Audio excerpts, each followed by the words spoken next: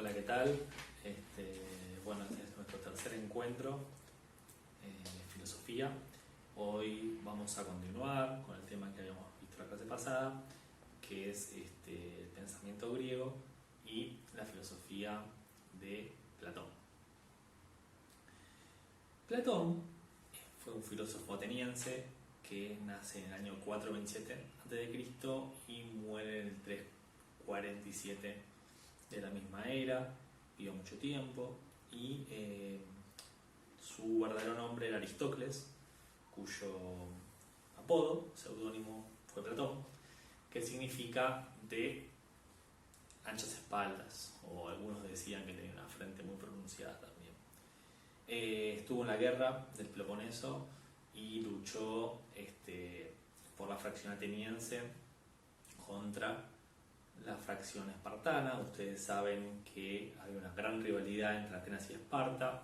De un lado la fracción más cultural o seguir espiritualista, que eran los atenienses, que monopolizaban el comercio también, y de otro lado teníamos la liga espartana, que era de cuño más militarista y donde formaban a los jóvenes para la guerra de la temprana edad. Platón tuvo como maestro a Cratilo, que había sido un seguidor de Heráclito, quien había dicho que todo fluye y que uno no puede meterse en el mismo río dos veces, porque el río siempre va cambiando, o sea, el río nunca es el mismo, siempre cambia. Y tuvo también como maestro a Sócrates, que es el que vimos en la clase pasada y con el cual vamos a proseguir hoy. Solamente algunas ideas. Yo sé que ustedes están leyendo la Apología de Sócrates, un discurso que escribió Platón. Yo sé que lo están disfrutando y bueno, tienen que hacerlo porque primero que los días se prestan para ello y segundo porque es muy importante que lo lean, porque vamos a hacer una pequeña evaluación sobre eso. Bueno, yo les decía entonces que en la Apología de Sócrates, que es un discurso que escribe Platón, que había estudiado con Sócrates, y allí se narra el juicio por el cual Sócrates es sometido. Recuerden que a Sócrates se lo acusa de corromper a los jóvenes y de no creer en los dioses de la ciudad, y es enjuiciado por el Estado ateniense y finalmente condenado a muerte, a beber la cicuta. Por eso esa imagen que ustedes pueden encontrar en Google de Sócrates semidesnudo, en un torso semidesnudo, levantando una copa, y todos los discípulos allí alrededor del maestro, esperando que suceda lo peor, que en este caso sería la muerte de Sócrates.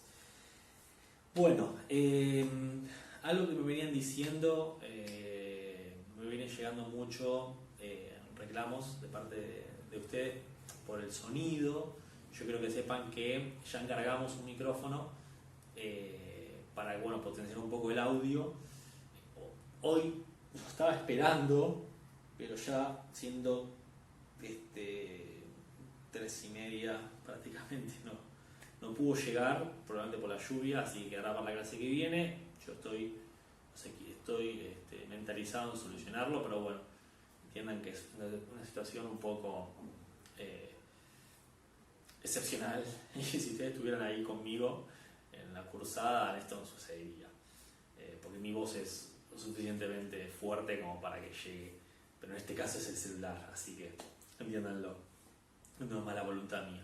Bueno, entonces yo les decía que Sócrates fue enjuiciado y condenado a beber la cicuta, y Platón estuvo allí para documentar este juicio, y escribe una obra que se llama Apología a Sócrates, que es la que ustedes están leyendo, y la escribe bajo la forma de un diálogo. Siempre le escribe todos sus textos bajo la forma de diálogos, y hace de la figura de Sócrates el principal interlocutor de esos diálogos, ¿no? Diálogo de juventud, diálogo de madurez y diálogo de vejez. yo les decía que cuando Sócrates muere, Platón se retira de Atenas y se va de Grecia, se va muy resentido porque el Estado ateniense, la democracia griega, había asesinado a lo que él consideraba que era el hombre más justo de todos los griegos, y esto era un pecado capital y él no lo podía aceptar, y por eso se retira de Grecia y se va al sur de Italia a estudiar, continuar sus estudios, y allí comienza a desarrollar lo que va a ser su filosofía posterior, que a diferencia de los filósofos que veníamos viendo, recuerden la primera clase, ¿no? Tales de Mileto, con la idea del origen y que el agua es el principio de todas las cosas. Luego también vimos a los pitagóricos, que consideraban que los números eran la esencia de la naturaleza. Y después, incluso con Sócrates, vimos que no teníamos prácticamente registro escrito de ninguna de sus ideas.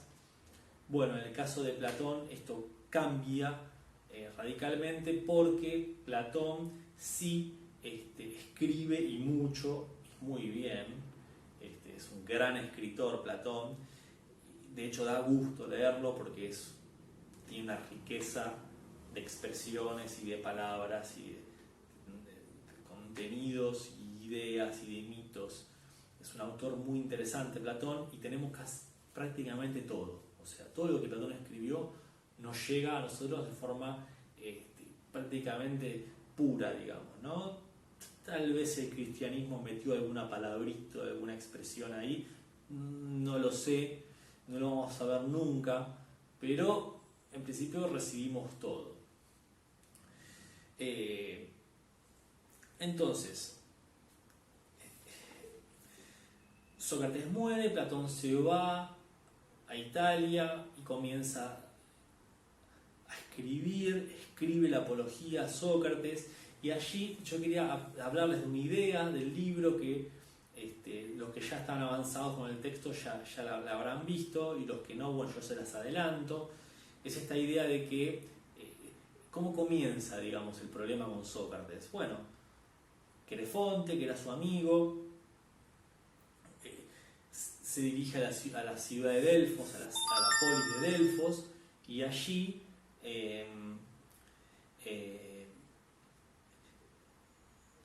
asiste al oráculo, que era donde los griegos consultaban la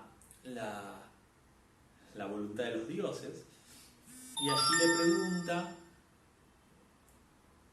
a la Pitia, que era una joven sacerdotisa que era escogida, seleccionada por probablemente su belleza, y ella, por medio de una práctica espiritual, conectaba con el dios Apolo, probablemente algún tipo de danza, y entraba en trance, ¿no?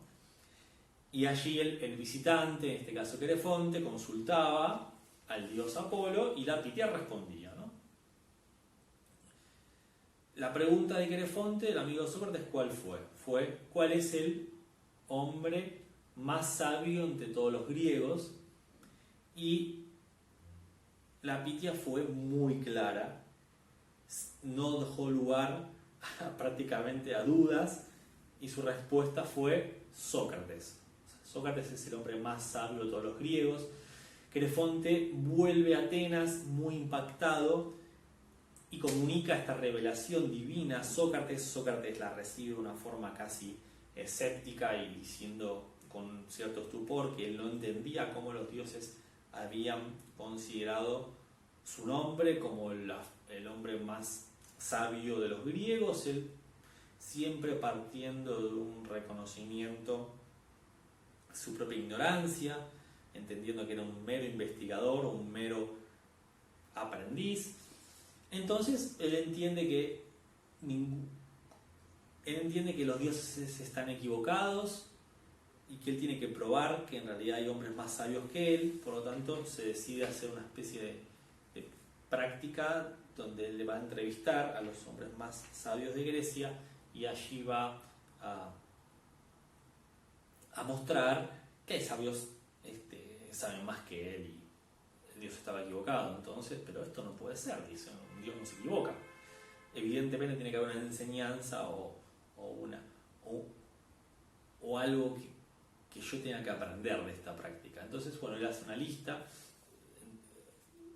básicamente resumida en tres tipos de personajes. Son los políticos, quienes ofrecen respuesta para todo, luego están los poetas y luego están los artesanos. De los políticos, él los entrevista y entiende que si bien saben de muchas cuestiones, salud, educación, obras públicas, inclusive la religión también opinan, cuando uno les consulta o les pregunta una sencilla pregunta como qué es la justicia, que ellos deberían estar en condiciones de responder qué es la justicia, ellos no saben responderla, no pueden explicitar qué es la justicia, cuál es su naturaleza, cuál es su esencia, y esto es algo propio de la política. El político tiene que ser capaz de obrar justamente y ellos no pueden responder. Sócrates se retira del debate, obviamente victorioso, y se dirige al segundo grupo de personas que están compuestas por los poetas, que eran, hoy en día por ahí es un poco difícil asociarlos porque eran como personajes muy prestigiosos y que hablaban de las cosas bellas y hablaban de las cosas que tenían un alto sentido estético y de lo lindo.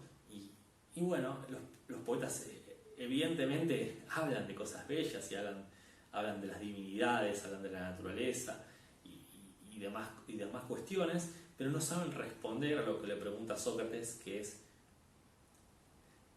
qué es la belleza en sí misma, cuál es su naturaleza, cuál es su esencia, qué es lo que hace, por ejemplo, si yo veo una mujer y digo, bueno, esa mujer es bella, por ejemplo, qué es lo que hace. Entonces, esa cuestión no la pueden responder, no pueden responder a la cuestión por la belleza. Entonces, se quedan cortos aquí y Sócrates de vuelta sale victorioso y se dirige al tercer grupo de personas, que son los artesanos, que Sócrates encuentra que aquí estos personajes sí saben responder por sus propios oficios, por ejemplo el constructor de armas, de navíos, o el que puede hacer casas, sí sabe lo que hace y puede dar cuenta de sus prácticas. De hecho, es un saber útil y práctico, Sócrates no lo niega, solo que se confunden o le pifian a la hora de poder responder por cuestiones de política, de religión y demás, que no pueden, sus propios conocimientos son muy limitados. Entonces tampoco saben aquello que dice que saben. Y ninguno de estos grupos de sabios en realidad está en posición de saber alguno. Mientras que Sócrates, atención acá, este momento es importante, él entiende o parte de la premisa de que él no sabe nada, que él es ignorante, por lo tanto, él, a diferencia de los otros sabios, está en ventaja, porque él reconoce su ignorancia, mientras que los demás creen saber algo que no saben. Pero Sócrates dice, yo, que no sé nada, al menos sé algo. O sea, soy consciente de mi propia ignorancia, de que mi saber es igual a cero, es nulidad, es pura precariedad. Mientras que ellos creen que saben algo, pero cuando yo los interrogo me doy cuenta de que no. Es puro ficción, es humo puro, que se desvanece ante mis ojos. Yo entiendo que mi saber es cero, pero a diferencia de ellos, estoy en ventaja. Por lo menos soy consciente de que el saber humano es prácticamente nulo en comparación con el que puede saber un Dios. Entonces, solo sé que no sé nada, es lo que yo voy a decir, y se entiende en este contexto. O sea, yo no sé nada, pero por lo menos sé algo, que es que mi conocimiento es cero. mientras que ellos que quieren saber algo, en realidad están muy equivocados en algún punto yo soy más sabio que ellos, diría Sócrates, porque ellos por lo menos están confundidos o están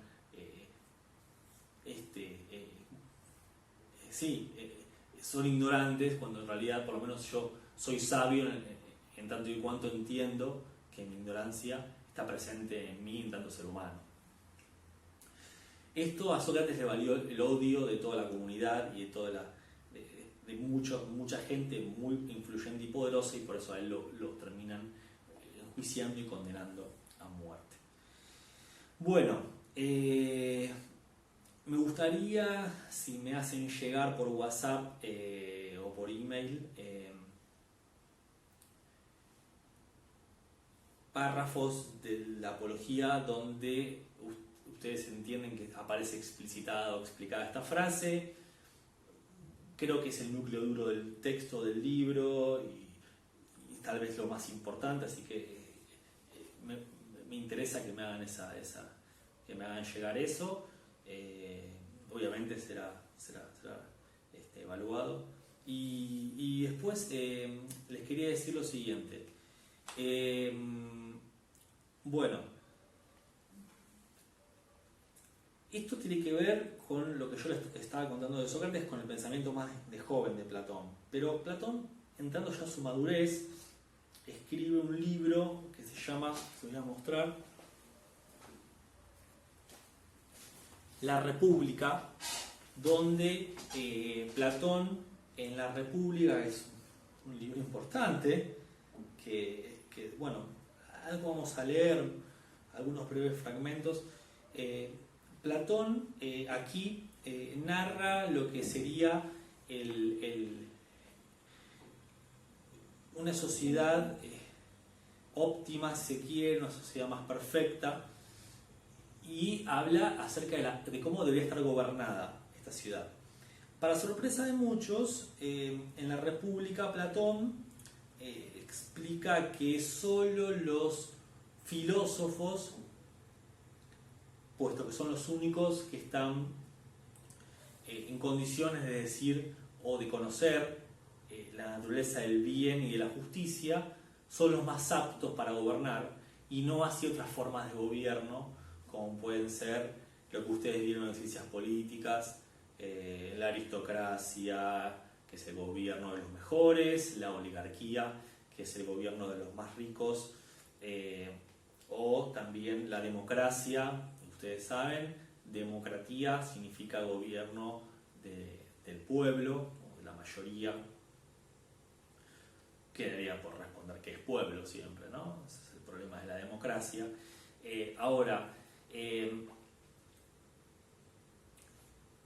Para Platón, y eso lo tiene muy claro él, solamente cuando gobiernan los filósofos vamos a alcanzar una sociedad donde haya más justicia, mejor distribución de las riquezas, y se vuelva de alguna manera todo más equitativo, y podríamos decir también que sea una sociedad más libre. Sí, concepto problemático en Platón, pero que bueno, que yo creo que él apuntaría en esa dirección. Bueno,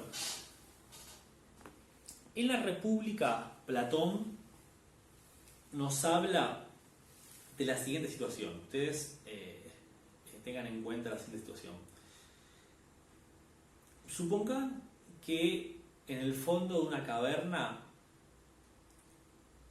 viven mujeres, niños y hombres y ancianos allí desde muchas generaciones.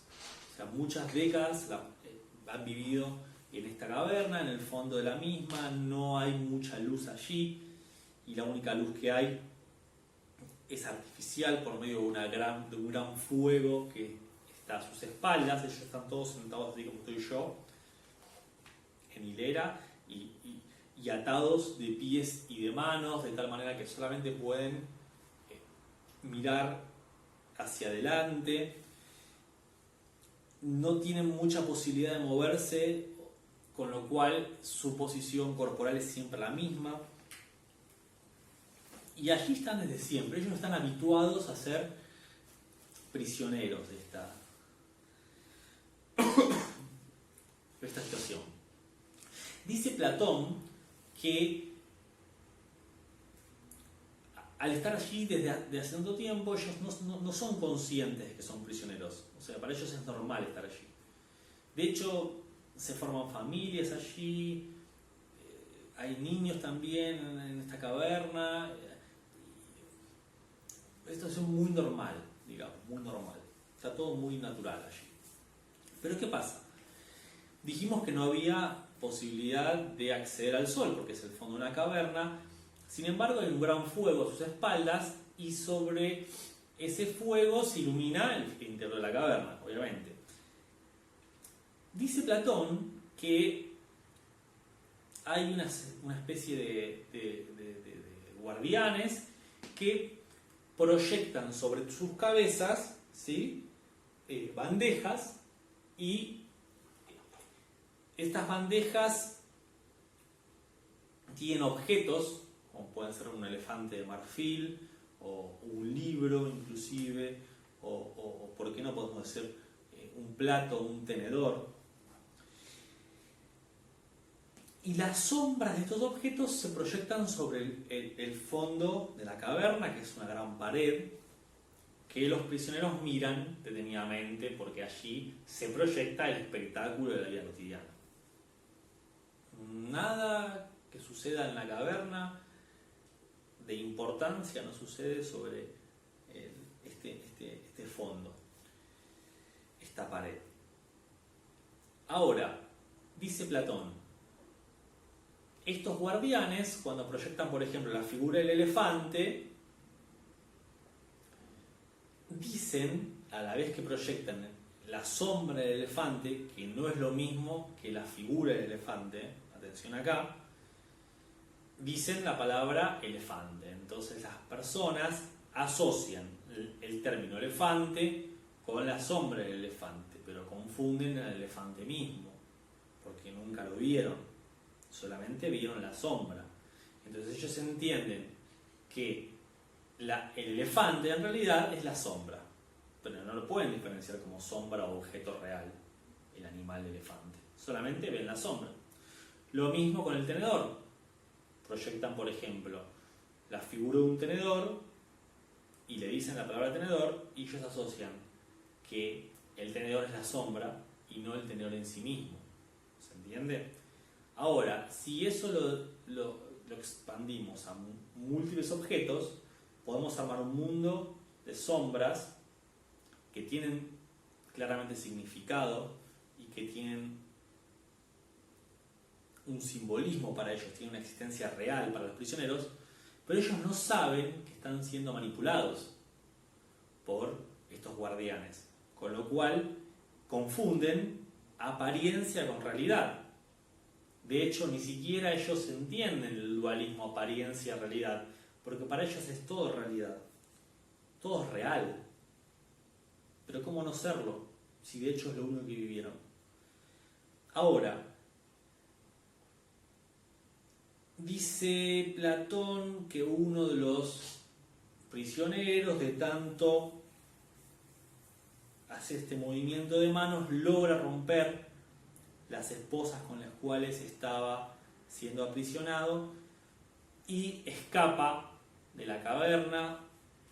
Allí logra escabullirse y cuando sale al exterior se encuentra con un mundo completamente nuevo, iluminado esta vez no por un fuego artificial, sino por un sol real, candente, que es capaz de dar vida a los seres vivos, valga la redundancia, y se queda ciego, porque nunca lo había visto, y esto es como cuando uno se levanta luego de muchas horas y abre la ventana y se encuentra con que el sol es tan fuerte que lo enceguece. Bueno, imagínense toda una vida viviendo en una caverna.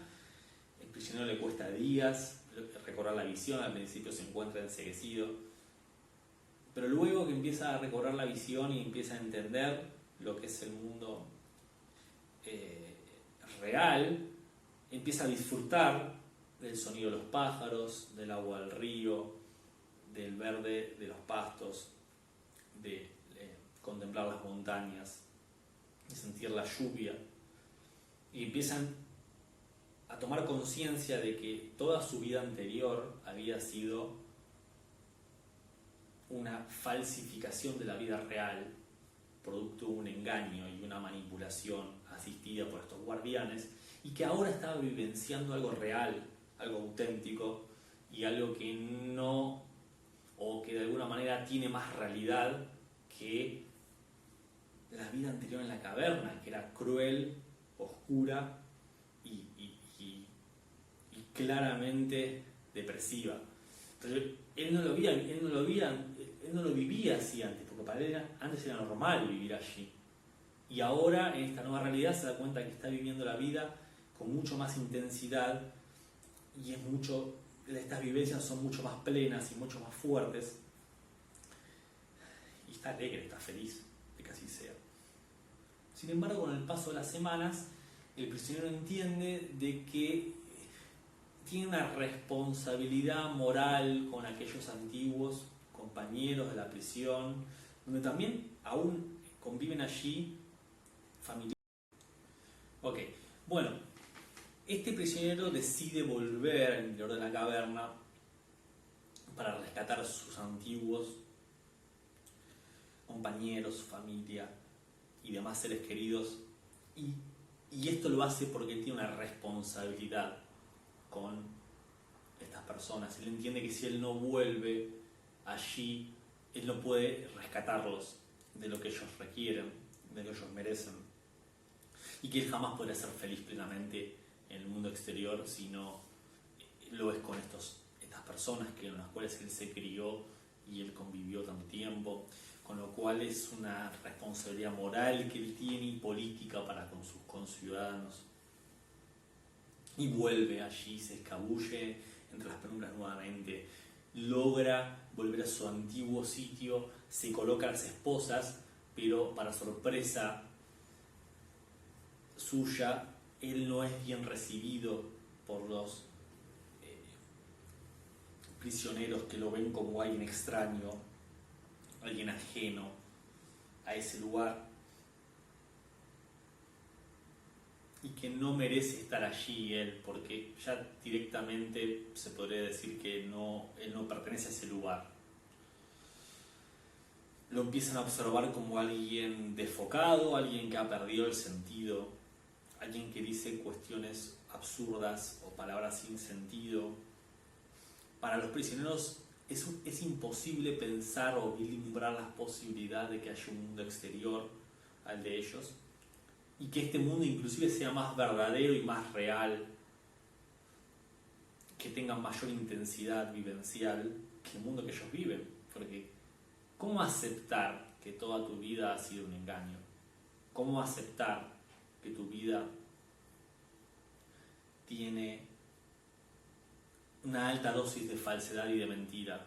Es duro para cualquier individuo aceptar que su vida vivida ha sido todo un gran engaño. No es fácil eso.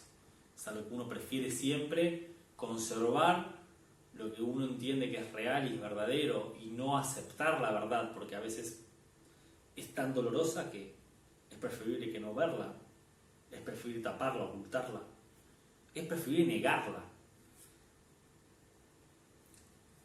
Entonces el prisionero insiste con que ellos hagan el esfuerzo de salir ellos y observar el mundo tal cual él lo había podido ver, y les dice: pero miren que les va a doler la visión, el sol les va a quemar la piel, va a ser algo en un principio traumático, pero luego se van a habituar al mundo exterior y lo van a vivenciar con mucha mayor intensidad, y van a poder incluso ser mucho más felices allí.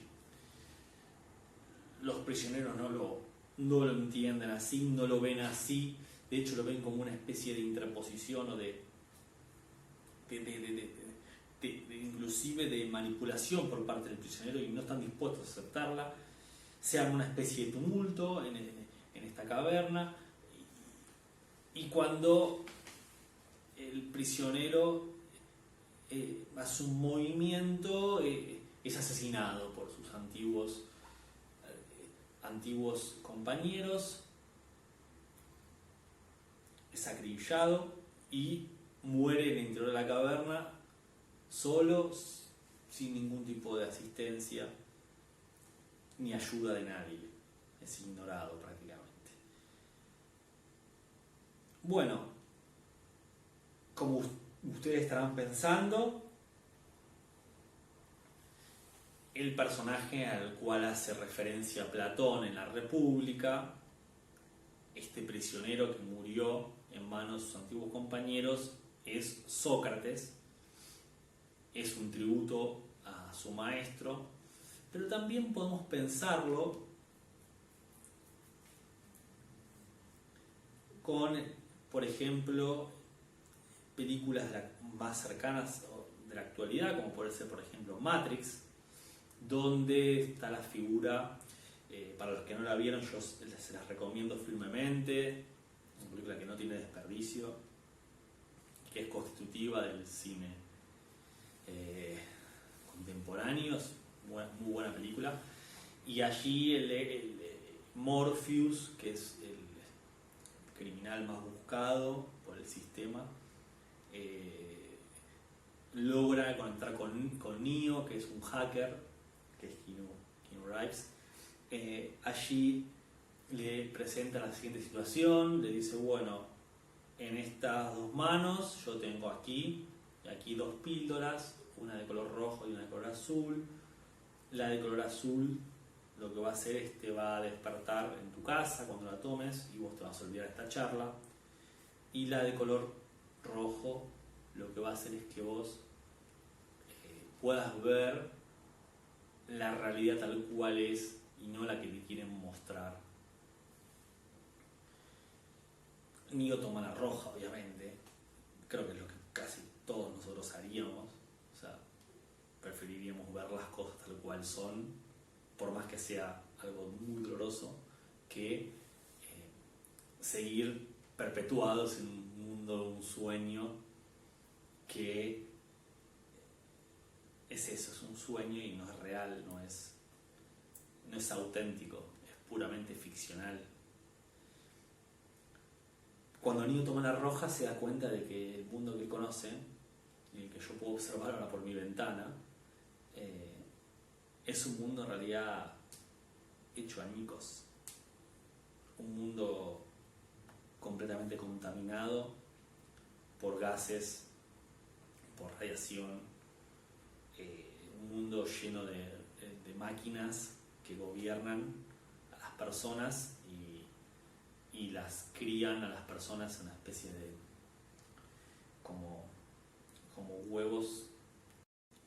Ok, bueno, entonces estas personas son criadas en huevos de forma artificial y asistidas por máquinas que en realidad lo único que hacen es chupar la energía vital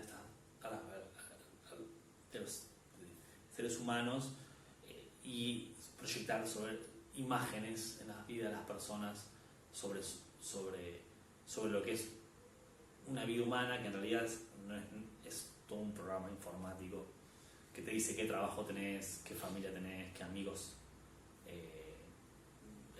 te tocaron, y cuando vos comes, por ejemplo, un pollo en tu casa con papas fritas, el pollo que vos comés en realidad no es pollo, sino es el sabor que te proyecta el software, que es similar a un pollo, pero nunca es pollo porque vos nunca saliste de ese huevito en realidad. Entonces tu mundo de sensaciones, tu mundo de emociones en realidad se reduce o se limita a lo que un programa informático te dice que es. Con lo cual es claramente un gran tributo a Platón y a la República y a este mito de las cavernas que hoy vimos. Bueno, estas narraciones ustedes también las pueden encontrar en otras películas, como puede ser, por ejemplo, The Truman Show con Jim Carrey, que se las recomiendo también. Allí, bueno, se proyecta la idea de que la vida de Truman es un reality y todo el mundo está observando la vida de Truman, que en realidad está toda actuada por personajes que son actores, y todos tienen un guión, excepto Truman, que es algo nunca auténtico. Pero es interesante, ¿no? Porque proyecta esta misma idea de apariencia y realidad. Lo que uno cree que es la realidad a veces es solamente la apariencia. Y lo que uno cree que es auténtico y verdadero en realidad no lo es. Es solamente una imagen proyectada. Y esto es lo terrorífico, ¿no? Hasta qué punto nosotros sabemos que nuestra vida actual hasta qué punto es auténtica y hasta qué punto es manipulada, ¿no? Piensa en los medios de comunicación, piensa en los diarios, piensa en la internet, piensa en las redes sociales. Por ejemplo, la gente que solamente se informa por medio de redes sociales. Bueno, hasta qué punto su mundo no es un mundo manipulado, configurado por determinadas personas. Es una imagen no auténtica, no real. Da para pensar más la cuestión de la teoría de la caverna de Platón, da para conectarla con nuestras vidas, y por eso yo quería compartirles hoy esto. Bueno, yo creo que por hoy es suficiente. Quería terminar brevemente en algunos datos de Platón que me olvidé de decirles al principio. Dijimos que escribe mucho y que todos sus diálogos están bien documentados. Tiene algunas intervenciones políticas Platón. Con el tirano de Siracusa él intenta aplicar esta idea de que el filósofo debe estar cerca del gobierno, del rey, y aconsejarlo. No tiene mucho éxito Platón. El tirano de Siracusa lo termina echando a Platón de la corte, lo termina vendiendo como un esclavo, y después uno de los discípulos de Platón lo encuentra justo en el mercado de esclavos, lo compra y lo libera. La cuestión es que Platón termina alejándose de la política porque no logra conseguir su cometido, fracasa estrepitosamente, funda la academia, que bueno, ustedes saben, duró prácticamente 9 siglos la Academia de Platón, hasta que el emperador Justiniano la termina cerrando definitivamente en el siglo VI después de Cristo, claramente por una cuestión religiosa. Ya había un cristianismo muy fuerte allí y Platón había adoctrinado algo diferente. Bueno, termina muriendo muy de viejito Platón, y tiene a uno de sus discípulos que hizo también historia de la filosofía y marcó una nación después, como es Aristóteles, que vamos a ver probablemente en la próxima clase. Bueno, esto fue todo por hoy. Yo les voy ahora a dar indicaciones de qué leer y qué otro material podemos también aportar. Bueno, esto fue todo. Adiós.